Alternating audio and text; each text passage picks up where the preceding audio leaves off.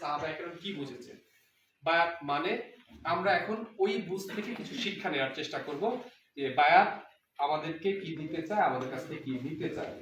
আমি যখন বায়াতবদ্ধ হব তখন আমার উপরে কি কি দায়িত্ব অর্পিত হবে তা একটু বুঝে নেওয়ার চেষ্টা করতে হবে। আমি কয়েকটা পয়েন্টের কথা বলবো, পয়েন্ট সমূহ একটু নোট করার চেষ্টা করতে। প্রথমত আমাদেরকে এই অনুভূতি লালন করতে হবে ইসলামী আন্দোলনের বায়াত হলো আল্লাহ তাআলা সন্তুষ্টি অর্জন করার বায়াত। আপনি আনন্দিত হবেন যদি কখনো বলে যে আমি আপনার উপরে খুশি, আমি আপনাকে ভালোবাসি, আপনার এই কাজগুলো আমার ভালো লাগে, এটা বললে কি ভালো লাগে? তাহলে ব্যাপারটা খুশির কারণ।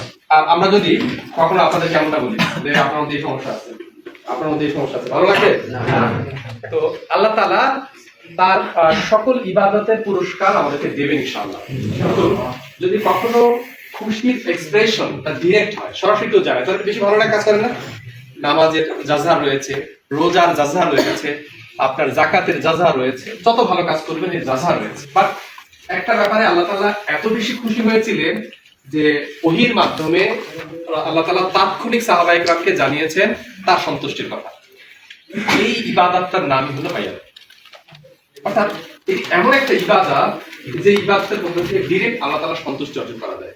আপনি যদি ঈমানদার হয়ে থাকেন, বিশ্বাসী হয়ে থাকেন, তাহলে আপনার কোনো কাজে আপনার রব খুশি হয়েছে, আল্লাহ তাআলা খুশি হয়েছে, এটা যদি আপনার মনের মধ্যে তৈরি হয় তাহলে ভালো লাগে কাজ করবে না? যে আমার এই কাজে আল্লাহ তাআলা খুশি হয়েছে, ভালো লাগবে কিনা?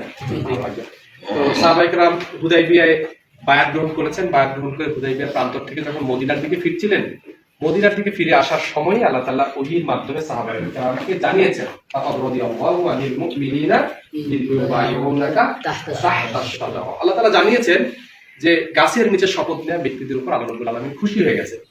আমাদের জন্য তো ওহী খোলা নেই, তবে আমাদের যারা শপথ গ্রহণ করেন, আমার ভাইরা শপথ নিয়েছেন, সবাই শপথ নিয়েছেন, আমরা সদস্য শপথ নিয়েছিলাম, সাথে জন শেষ করেছি।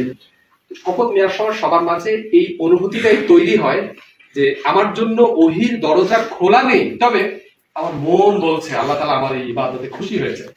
দেখেন শপথ গ্রহণ করার সময় আমার ভাইরা চোখে পানি ফেলে, কাঁদেন। কেন কাঁদেন জানেন? এটা হলো আনন্দের প্রস্তুত যে আমি এমন একটা ইবাদতে কবুল হয়েছে, আল্লাহ তাআলা আমাকে কবুল করেছেন, যার মধ্য দিয়ে আল্লাহ তাআলা তার সন্তুষ্টির কথা সাহাবায়ে কেরামকে সরাসরি জানিয়েছেন। আপনার হৃদয়ের মন দিয়ে আপনি আল্লাহ তাআলার সেই সন্তুষ্টির অবস্থা দেখতে পাবেন, রব আপনার উপরে খুশি হয়ে যাচ্ছে। তাহলে আমরা ইসলামী আন্দোলনের জন্য শপথ গ্রহণ করব ডিরেক্ট আল্লাহর সন্তুষ্টি অর্জন করার জন্য। যদি কেউ আপনাদেরকে পরবর্তী সময় জিজ্ঞেস করে কেন সাথী হতে চান, হয়তো কন্ট্যাক্ট নেওয়ার সময় ভাইরা জিজ্ঞেস করবেন, কন্ট্যাক্ট না নেওয়ার সময় কেউ জিজ্ঞেস করতে পারেন, অথবা আপনি একজনকে সাথী বানানোর জন্য বক্তব্য দিতে পারেন। বায়াত গ্রহণের ক্ষেত্রে আপনাদের এক নম্বর বক্তব্য হবে কেন সাথী হতে চান। উত্তর কি জানেন? সংক্ষেপ শব্দে উত্তর দেবেন কি? আল্লাহ। কেন সন্তুষ্টি হতে চান? কেন সাথী হতে চান? এখন যদি আমি বায়াতের আলোচনাটা শেষ করি আর কোনো কথা না বলি, তাহলে সাথী হবেন না?